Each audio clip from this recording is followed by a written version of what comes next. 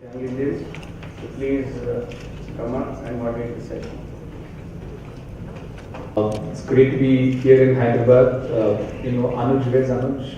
Anuj is here somewhere. Anuj messaged me last evening when he came to Hyderabad saying, I'm in your Karma Bhumi. So, this is not my hometown, but I spent 7 years here before moving up north. And I always feel, homecoming is the feeling that I have when I come back to Hyderabad. I have lots of friends here who I sort of know through Vaya and gone on to become very good friends and family, in fact. So, it's a wonderful feeling to be here. This evening, Prasanna spoke to you about the theme of the conclave, and this is the second conclave this year in a series of conclaves that Vaya is institutionalized. And I will encourage you all to sort of keep following the conclaves that will come forth as well in future under the website viaconclave.in. We did one in Bombay earlier in August, and this is the second one. I think it's a very imaginative sort of a theme that's been chosen, which is about learn, explore, and imagine. And we have a fantastic lineup of panel, and I'll take the proceedings. First, I'd like to introduce Mr. Kingshuk. He's the resident editor of the Times of India Hyderabad edition. To all those of us, I'd actually say us in Hyderabad, because newspapers come all days of the year, and as the editor of this newspaper, he has a very busy schedule.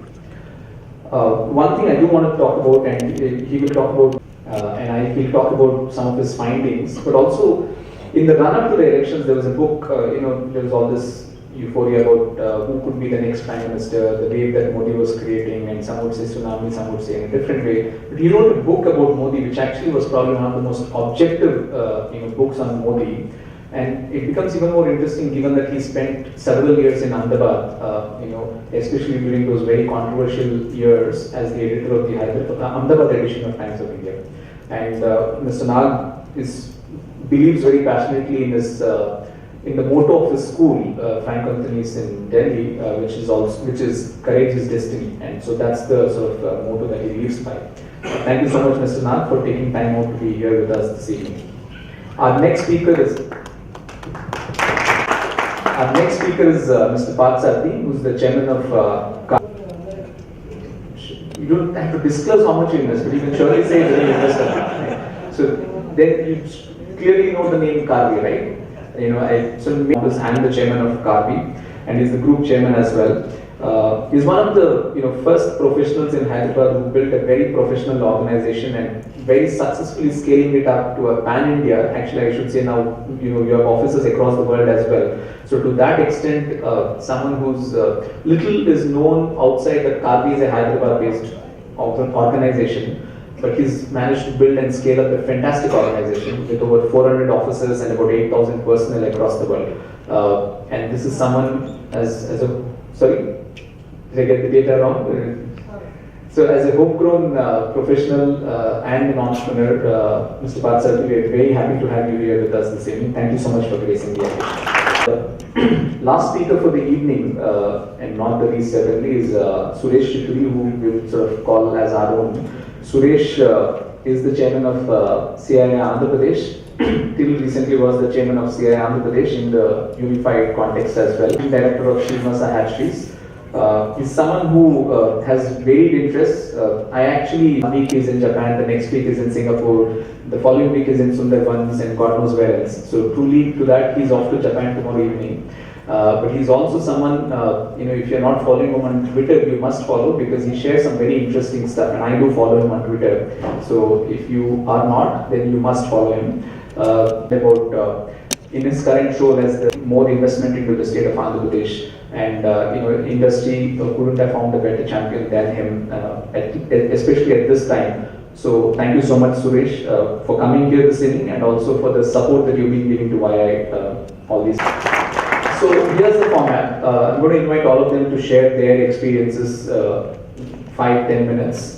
And we'll start with that. I'm going to start with Mr. question answers, and we will start with Mr. Nag's sort of presentation on what he believes India is now. There's probably the formation of a second republic in India. After all these years, there's a different government. There's a very decisive mandate for the coalition and importantly for the party within the coalition. So is that signaling something that's coming in? So that's something that he studies very passionately. That's one of his interest areas. And given where he sits as the editor of a newspaper, he has a very sort of ringside view of what happens. Now over to you. Thank you.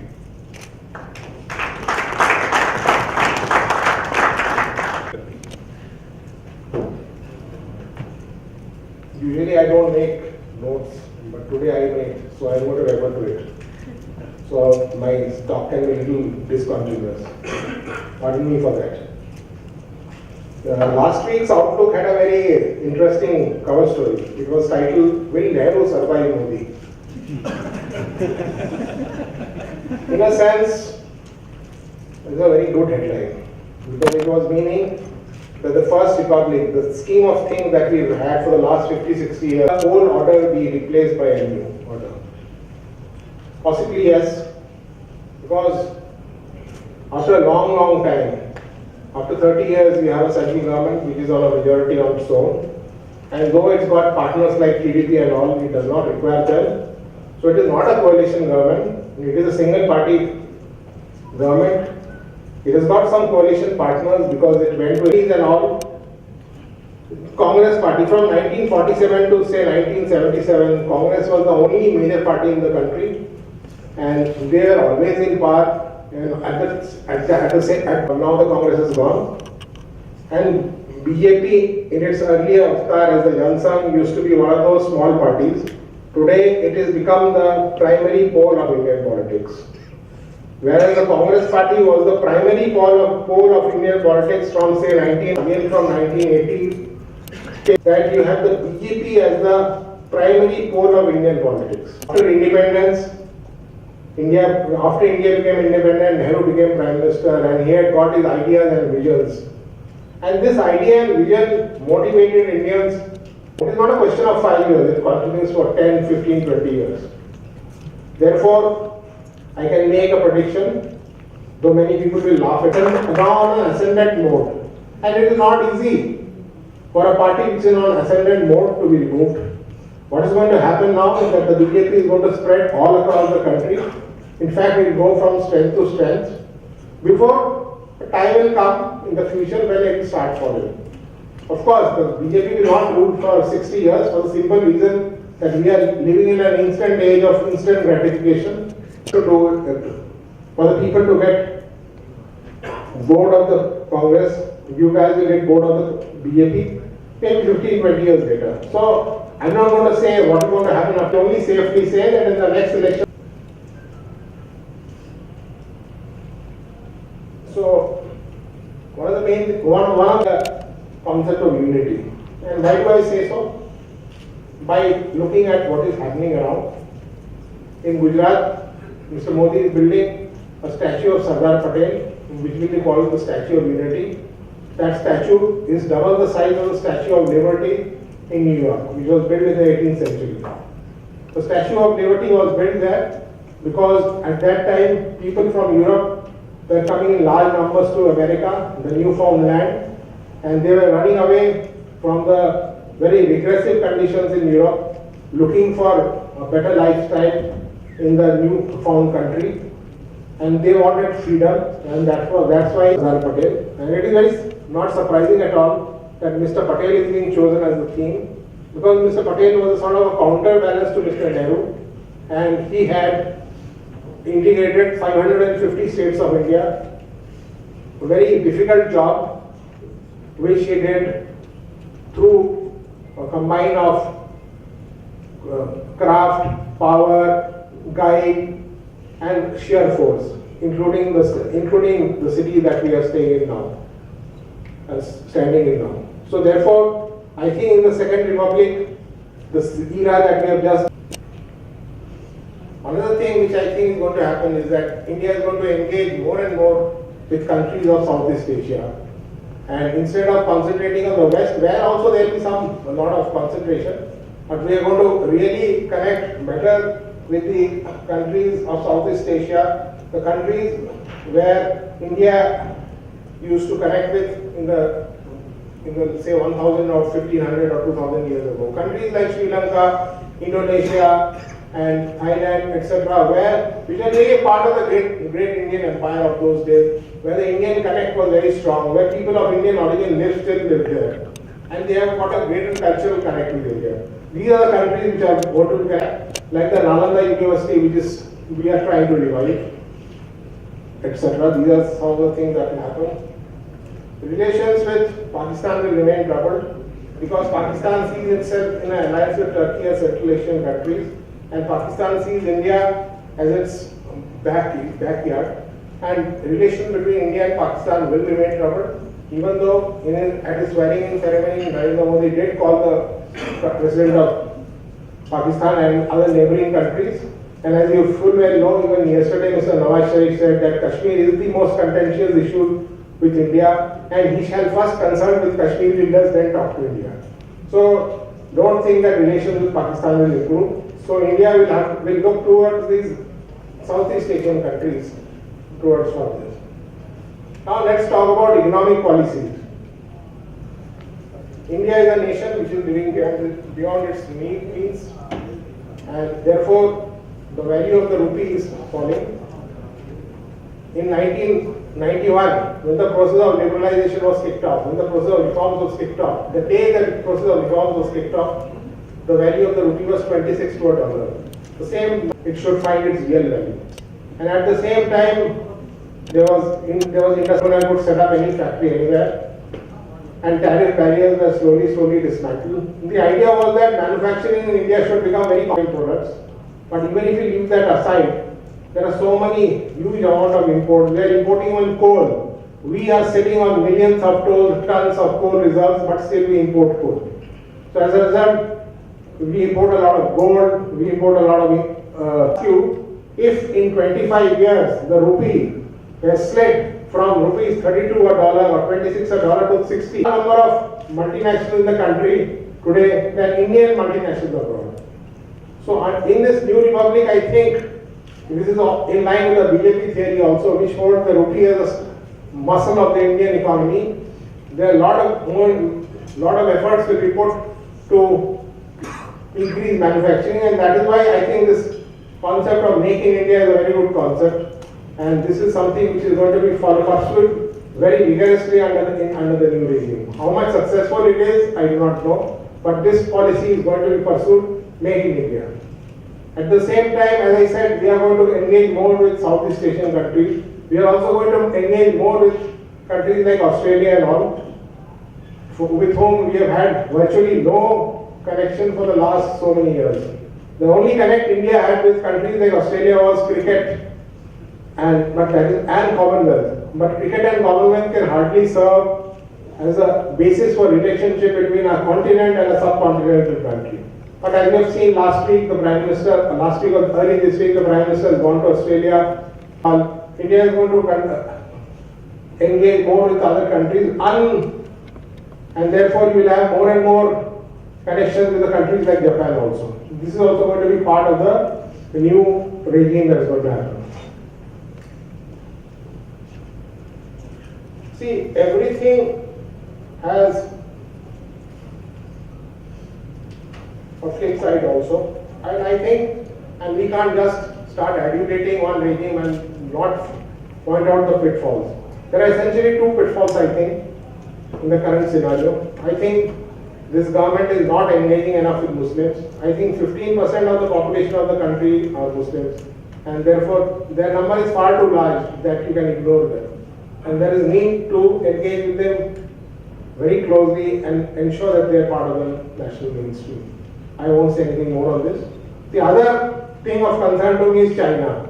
I find India extending its olive branch and hand of friendship towards China, which I think is not a thing which should be done so easily, because China not only sits on our northern border, but it also is also arming our enemies like Pakistan, trying to encircle India from all four sides. So India has to be wary of China. Indian manufacturers are today is bred from. So they said they imported from China. Not only that, kites, huge handicrafts, pins, everything from China. Everything is brought from China. So what am I going to do? Now the Chinese want to set up shop in our SEZs here. So very soon the Chinese will control you. But do you want that? No. The China is also has controls Tibet, and Tibet, 11 rivers in Asia owe their origin to Tibet. 11 rivers in Asia, starting from Brahmaputra to Indus to other rivers in Southeast Asia, all start from Tibet. And therefore, China controls the water resources of Asia. So China is not a country I would want India to engage with, but this government is still not possibly realized it. I'm sure sooner or later they will. These are some of the points I wanted to imagine, and I hope you have learned something out of it, and you shall ask me more questions. Thank you. In front of the mic, so I had to deal with that with a few MPs in the morning, so I'm putting it back. Anyway, friends, for those of you who are wondering, I do work sometimes too, but fortunately the business, for them I think they don't need me around too much, so that's one part. So I actually wanted to, last 1.5 years I've been learning a lot about certain stuff, and I wanted to share certain perspectives for you to explore and maybe eventually imagine. So, we all think about that and all, and the first thing that hit me, the difference between humans and chimpanzees is 1.6%, right? We are actually a third chimpanzee. I don't know if you guys, how many of you are happy about it, but that's the reality. And we evolved from the chimpanzee about 8 million years back. And if you, again, some of you might know this far better than me, but I also found out 90% of your DNA is junk. Information that is just there.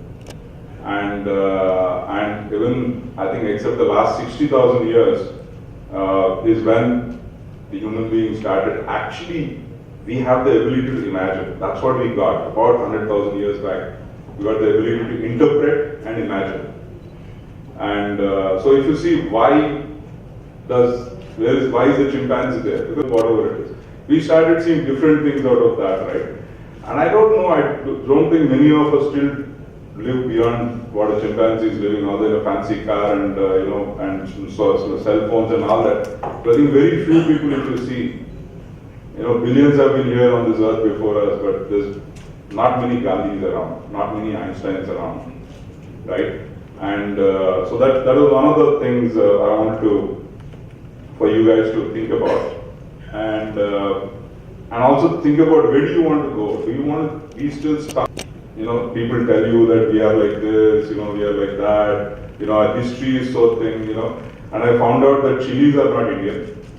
So first thing I asked Guntur guys is, what is all the arrogance about? Because it's not an Indian, so it didn't even be there before the British or, Columbus went to Mexico, they are from Mexico.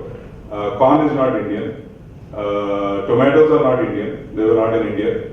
So many of the things, they were not in India. So it's like, I'm this, I'm like this, and people killing each other for that. And so that was one of the reasons I want you to think about, and explore and look at from that where do we, and they came from an era of extreme paucity, poverty and shortages, and that's the thinking.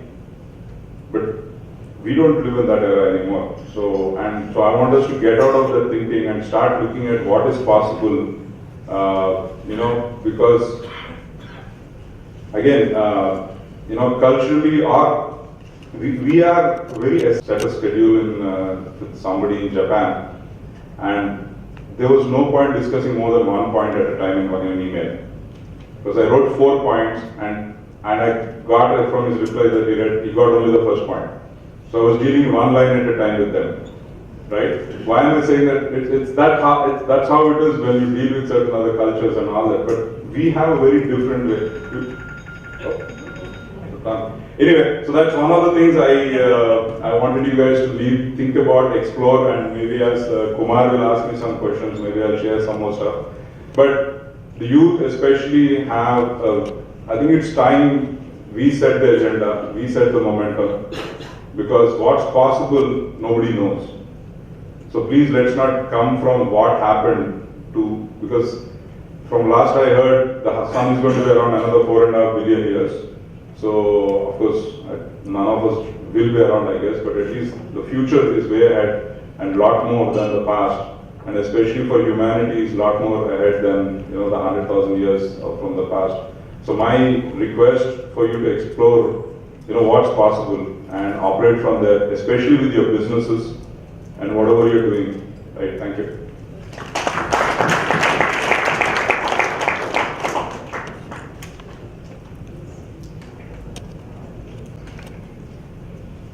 We've had a few excellent speakers, and one of the advantages of being the last speaker is to try and skirt all the other matters that have already been discussed. When I was approached yesterday or day before yesterday that I should be one of the panelists in this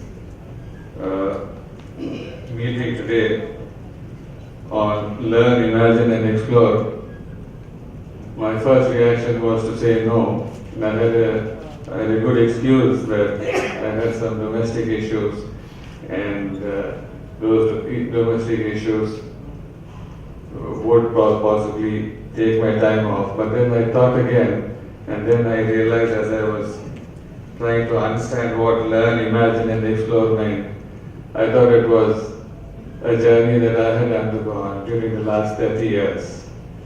I think it's necessary I won't share about the national scenario because nobody can give you a better perspective than Kingshuk has done, and he's done it very well, and he's done it in such a short time. He's written extensively about various possibilities, but I'll talk about possibilities of what can happen to an entrepreneur in India. Maybe dwell on a little bit to some of the for this because I normally don't talk, but when I get a chance, I don't let it go. Let me start with something about myself. I finished all my education when I was 24 or 25. I think I was a reasonably good student. I did my chartered accountancy, I did my company secretary, I did my law, and I then done my graduate degree in science. My parents were doctors, and an entrepreneur was so strong that I came home one day and told my father that I quit my job and I'm going to start doing something on my own. The natural progression was to practice as a chartered accountant, which I thought I should. But then 6 months into practice, I realized that there are a whole lot of other guys who also are practicing chartered accountants, seniors, with extensive knowledge, with extensive experience, and more importantly, who already have so much of learning. I thought that I had finished all my learning with my studies, and I didn't know. I also didn't know that one had to work so hard. I guess I was a hard-working guy right from the beginning, but the amount of effort that I put in after being an entrepreneur far exceeded whatever I would have thought whatever I thought. I never imagined that I would do this in my wildest dreams. The first and the most important thing that's been, that the theme of today is learning. And for me, learning in the last 30 years has been a process of continuous learning. All professional are information tomorrow, and information and things change so dramatically. One of the other things that I've also learned over a period of time in the last 30 years is how things change. But very soon you won't have application form where you will have to fill up and everything will be done electronically. And it is not one process, but it's been a series of things that have happened. And one of the things that we had to guard against was the process of continuous change that was taking place in what we were doing. For example, we thought that automation would be the order of the day, and we were ahead, say, about 4 or 5 years ahead of contemporary accountants to look at automation as key, but very quickly we realized that a financial accounting package will become a commodity. So we realized, we thought that we will go ahead and develop some project appraisal statements which will be useful because those days people used to use a calculator and put things down in pencil, and then suddenly, and I was part of it, the PCs hit the market, and suddenly for the second time in 5 years after I was on my own, the business that I was into suddenly disappeared. That's when we thought that we should do something different all the time, and that's when we looked at share accounting. The leaders at that point of time in share accounting were TCS, so I used the opportunity of being an accountant and some odd jobs, more not out of earning but trying to learn something from them, and I thought that we could give it a completely different perspective. The first learning for me was that even if you do the same job, you got to add value. And as long as you add, you were doing completely to stay afloat and keep growing. An entrepreneur, or for that matter, a businessman, and I'm talking about one who's been around for the last 3 decades. One of the biggest necessities was dreaming, imagining, conceptualizing, thinking about what could tick in the future. And I guess that all big entrepreneurs across the world, especially innovators, all of them were good, great dreamers, and they did practical solutions and realities, businesses out of a few thoughts. The world today is different. I think you can still imagine, but today you have big data, you have predictive analysis, you have business intelligence, and please believe me, with these tools, and I've been fascinated by all of them for the last 6 months to a year, decision making has become that much more sophisticated, that much more interesting, and a lot of cobwebs in my mind, which I have been carrying for the last 15-20 years. I come from a middle class, an upper middle class family. Both my parents were doctors, but there was this thing in them that businessmen in general are not fair people. Money making was not a good thing. That was what was taught in socialist India. And normally the impression was that education and learning was not a necessity as far as business is concerned. But I think things have changed dramatically, especially in the last 10 years. I think that business as such is probably the most knowledge intensive activity that one would like to think of. I think good education, good understanding, continuous updation of facts and figures, continuous updation of the method in which you communicate, the continuous upgradation of skill levels of people around you, continuous ability to inspire people to perform, and of course a continuous ability to do better than most others would do would probably be important. When we start imagining, we also start exploring. A lot of people I have had the opportunity to interact, and I have been very fortunate to interact with businessmen at all levels, at senior levels, in the private sector, and in multinationals, in public sector enterprises, in SMEs. And one of the things that I've realized from all of them is the fact that they have this uncanny ability to always look at things in a different manner. They want people to give them ideas for them to set into process, something to think about, and therefore people like me thrived on learning while earning. A lot of what I have learned has been on the job.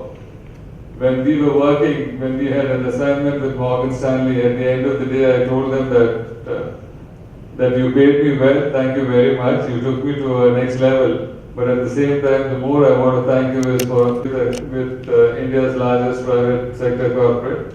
You learn different methods of how you can execute and how fast you should execute when you work with somebody like Reliance. You work with Lever, and then you understand the discipline of processes, how important they are. You work with the public sector and you actually learn much more than what you learn even with some of the multinationals, because some of these processes, especially in the banks, are so very well established and ingrained. And the talent that is available, though they don't probably come in suits and dress as well, is phenomenal. Have been a big challenge, because every day has been, every 3 years we have tried to do something different, not out of any dream, but out of the simple fact that it became a necessity. Therefore, imagination, probably, and exploration become necessities as far as entrepreneurs are concerned, because you've got to keep up with times. And I think that we have learned over a period of time that diversification and value addition are probably two very important aspects of business and industry, and I realized that these are two important elements not only of business and industry but of any professional, even if it is a doctor or an engineer. That one little bit addition that he does, a surgeon does, in closing a suture, or in stitching up the body, or in ensuring that there is keep breathing as much as you can. That is what probably will give you confidence, and that is what will make you something better than what you were yesterday. This has been a good experience for me, and thank you very much.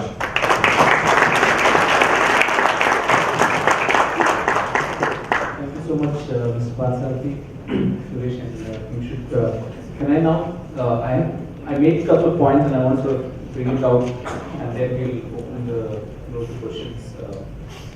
Suresh, you made a reference about the 1.6% difference between human beings and chimpanzees. I don't know if, at times our conduct probably makes it appear that we're probably even, that gap is also not. That Mr. Parthasarathy mentioned was that in his life, he sees every 3 years, there's a cycle that what you mentioned just now, about trying to see something different.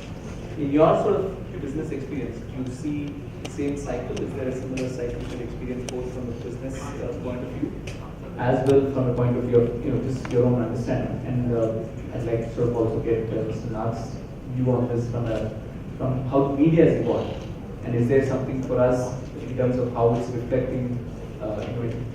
Does that reflect on the society as well?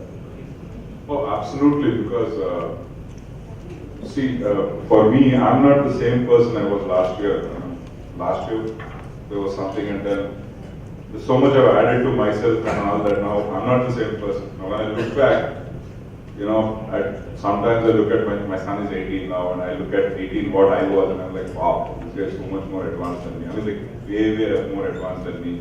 I think my daughter at 3 is getting to where I was at 17. She seems to be getting there almost, where I was at 17. So, and that's the whole point, right? Because look at the amount of knowledge being created today. What was it, sir? I think something like the first, till 1970, all the knowledge that was generated is now actually, things are changing. Now, how can we keep responding to, reacting to the, start putting the same rules, which some of them are really funny, and they don't gel anymore. And that's what I'm saying. But sometimes I look at where would we be in 2030, right? And who knows where we would be, but the point is, just imagine that and then look at, I was actually looking at last year on my own business model and where do we want to go. And so I just took a break and said, where would this be in 2030? And then I was totally not prepared for that. I mean, like, no idea at all. We were like, we were actually operating in last 20 years back model, where we were in 1970. And actually, I thought that when I went to Africa, some countries in Africa, and went to Cambodia and all that, and then I looked at, hey, I lived in these times. I lived, right? Not many of you guys, but I lived in those times in India. And now look at what's happening. So definitely, if anyone of you is getting stuck, I'm telling you, you're in for a rough ride, because you have to change, like how evolve over time, without doubt. And that's because they're prepared for that, the change and that unknown. And that's all I can tell you is, I guess, about it. I mean, from a media, especially media and society as a The way. media is a reflection of society, and society does not change so fast. At least the values of society. So the media also changes very slowly. At the same time, there are pressures from technology, because technologically we are evolving very fast. As somebody said, so much more information we have. So there's a pressure from them. And now we have got internet and internet news, which is faster. So therefore, we are also forced to change. So media is also changing. At the process, information processing is faster, but I don't know what's happening to credibility. That's a value, credibility of the information that we share. So I don't want to speculate about that, because we only adversely point out to the media. Mr. Parthasarathy, one point about creativity. You said that you have to be creative, you have to foresee change, because one of the things that you mentioned was continuous learning for continuous change. But do you think it's just in the sense of somebody wanting to learn that? Is there a way that one can prepare, let's say, young Indians to actually anticipate change, or is it something that is a combination of exposure, experience, and several things? Is there a more formal way to do that?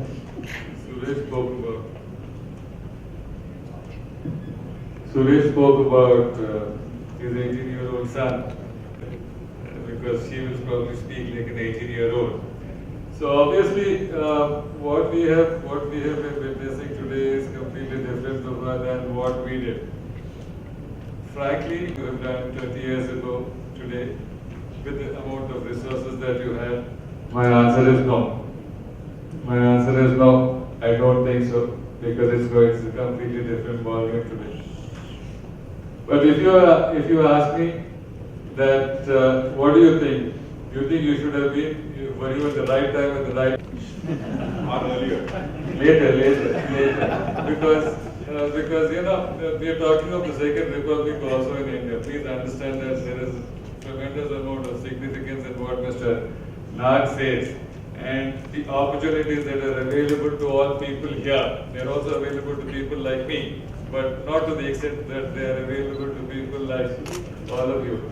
I think the opportunities that are available are plenty. There are business, there are ideas or things that can be done which are 10 times more than, 100 times more than what they were 30 years ago. But at the same time, there is tremendous competition, number one.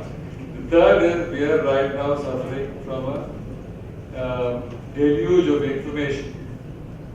One of the biggest challenges that I have, and I am trying to combat it, is A, how do I check whether this information is credible? B, should I read this piece and spend 15 minutes, or should I go to the next piece which is more relevant to me? These are two issues. And I think it is like, one of my mentors used to tell me that, please start communicating. When I started, please start communicating. Then he told me that you are actually over-communicating. But it doesn't matter. At least you are over-communicating. I think right now we are suffering from a surfeit of information. Credibility or is not backed by logic or reason. But that is the big challenge that all of us have. There are so many positives. One of the negatives is picking up the right piece of information and working on that. But simply, the digital age has simply thrown open a plethora of ideas. I think the opportunities for entrepreneurs have multiplied. I think there's a great message in terms of being born 20 years later, and that I think is sort of at least from the via median age right now is probably at that level. And we were actually discussing about invariably it keeps coming up the age issue. It did come up from the speakers in the speakers launch, not from me.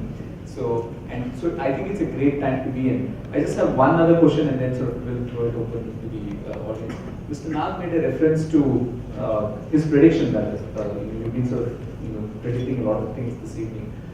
He made a prediction that India would probably look at more towards Southeast Asia.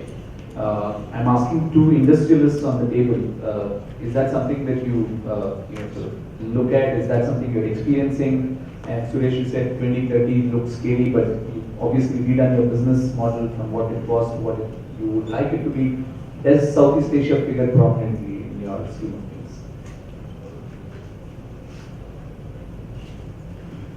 Absolutely. I think because most of, there are a lot of, how do I say, similarities between us and them than us and Europeans to a large extent. If you see the foundation of their thinking comes from India, right? And that way, I've just been in Myanmar about, I think about a month and a half back. So I wasn't really wrong about my thing about the track. So it's mostly some business trip was trip, and I had a couple of days and go do my photography and all that. But anyway, so I was in Myanmar and I was. I'm really excited about that because I think for sure make is 10 rupees and it's 4 rupees in India. So you can imagine why I'm very excited about wanting to do business there. But more importantly, what I noticed is those guys really have, they're looking for us to come and invest and all that. And again, like how Kingshuk was saying, and the transactions of Chinese are from the government to government level, and involve a lot of stuff which is kind of, let me say, under the carpet kind of deal. And this is what a minister in Kenya told me. He said, is that why do we do deals with China? Because nobody else has to know what we did. With India, the whole world will know what we did, right? So he says, but then he also said, but we want to be like India, not like China. Our role model for our nation is to be like India, where everybody eventually is equal. So what I'm saying, so I think the East is huge opportunities for us because I've been in Singapore last week with Chief Minister. They were really disappointed with our governments for the last, I won't say how many years, but let's say last few years, because we didn't really support them in what they really want to come and invest in India. Same with Japan.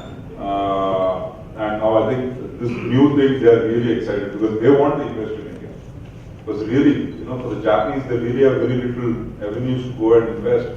And to a large part, they really, there is a bond, the basic, the fundamentals have come from us, the thinking and all that. And so I think there's a huge opportunity for us and it will go. And it's a mutual thing. I think we have to remember that. I don't know about China, and like how Kingshuk was saying, China has a very different view of the world. And let's leave it at that. It's not about right, wrong, it's about what it is. And it's a competing vision about stuff. And because even Dalai Lama spoke to us about a couple of years back, and that was his vision. That's what he was also explaining about how they look at the world and how Indians look at the world. And right? And he says, but that's not the Chinese. Anyway, so I think he has long history with them, so let's leave it at that. But for sure, I think, and I myself am very excited about Far East, countries like Cambodia and Myanmar and all that. Sometimes we complain, about conditions there. We forget about the stuff we have to go about in our own country, right? And we talk about here in some great place and the stuff we have to do. Was it this meeting? No.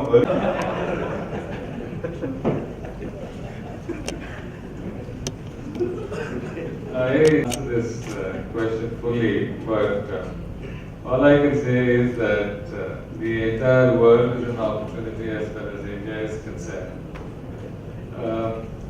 One of the main reasons has already been articulated by Suresh when he said that credibility as far as goods and services rendered by China has fallen a little bit.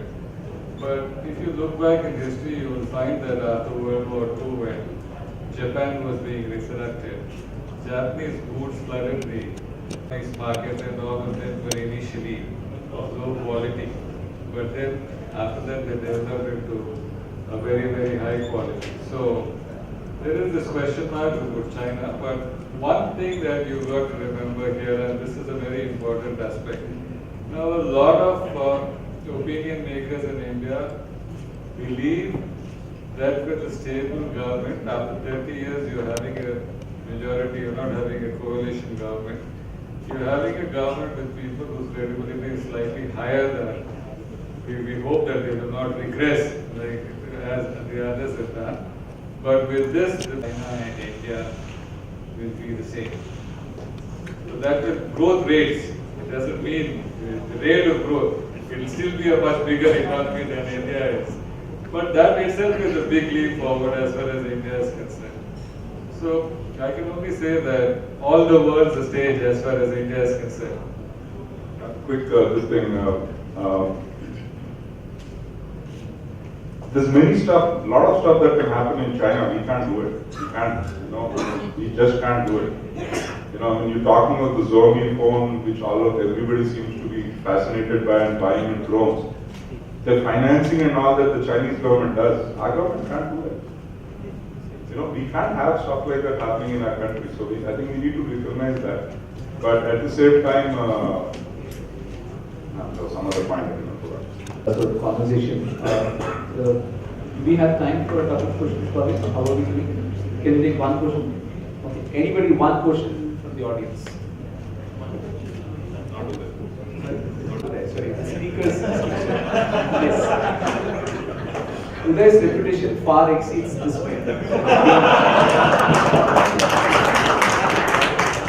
am from the Trivandrum capital, Kerala. Most of the people in Kerala are very opinionated and get involved in politics a lot. And most of the conversations, the second point we discuss is politics, and the question is to Mr. Nag. The southern states, especially Kerala and Tamil Nadu, BJP couldn't make any impact there. And even the Modi wave didn't even win one seat in Kerala. So, can you predict what would happen in 2017 or maybe 10 years after that? In certain matters, if the BJP is unable to get the limitation of its birth. And one of the main reasons is that it is too much involved with the language called Hindi, which is not exactly loved in Kerala and Madras.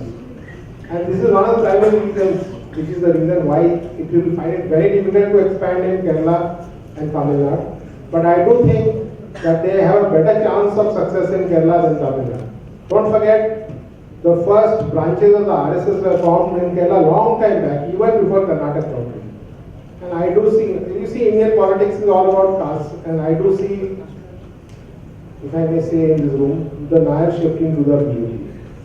I don't know what percentage of voters they are. And it is possible that the BJP can make some inroads there, but they have to change their orientation from being seen as a North Indian party. Because North India is not India. This is a mistake which is formed not only by political parties but also by other big institutions also, I found. Like my own newspaper also. Everything is determined from Delhi, and they think what is true in Delhi is true everywhere in the country, and that is not the truth. And this is a failure of BJP also.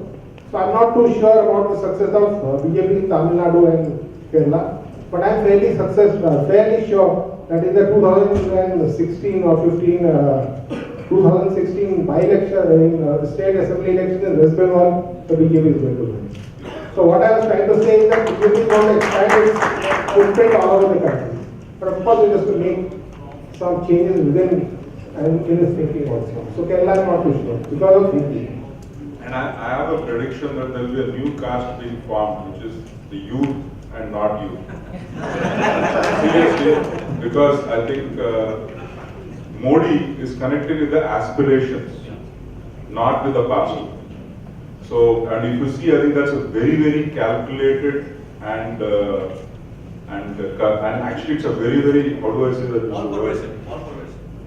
It's not pervasive, it's a very, I mean, they're doing it by design, let me put it like that, right? And if you see how he's connecting on Twitter and Facebook and all that, and Instagram and all that, I think that is the part, because I don't know, see, frankly, I look at my house, in my house, none of the kids have any idea what a caste is, right? But they are all looking at, so when we talk, then they talk about Rahul Gandhi, they're like, like it's this guy, our prime minister. I don't know if next election they're going to, how well they're going to do, but I think they're going to do far better than they did last time. And I think Tamil Nadu also, that's my bet, and West Bengal, watch out. they will do far better. Will they come into power? I think it's too early because there are too many oldies still around. Thank you. On that note, you did mention this youth, non-youth thing. When we concluded our county council meeting, we asked all our sort of members to say, tell us one big thing that why I should be doing, which we are not doing. So Utsav, who's the chair of Mysore, said we should, right now in 10 years, we should register with the election commission. And we didn't understand. So he was suggesting that why I should become a political party and as a youth platform. That's a good way to go down. So immediately there was sort of comparisons between AAP and everything else, but we leave that for now. But on that note, ladies and gentlemen, I want to thank all our panelists here for a very wonderful conversation. Better start than this, to be where you have the panelists speaking very frankly in a very candid manner, and I do hope you sort of learn to explore and also imagine. I also want to, for the benefit of the panelists, the fact that we have gentlemen from Trivandrum asking the question. We have members here from Nagaland, from Chandigarh, from Baroda, from Trivandrum, from everywhere. And again, I probably listed in my comments earlier, a warm welcome to all of you this evening, coming from all across the country. You will enjoy very wonderful Hyderabad hospitality. Thank you so much.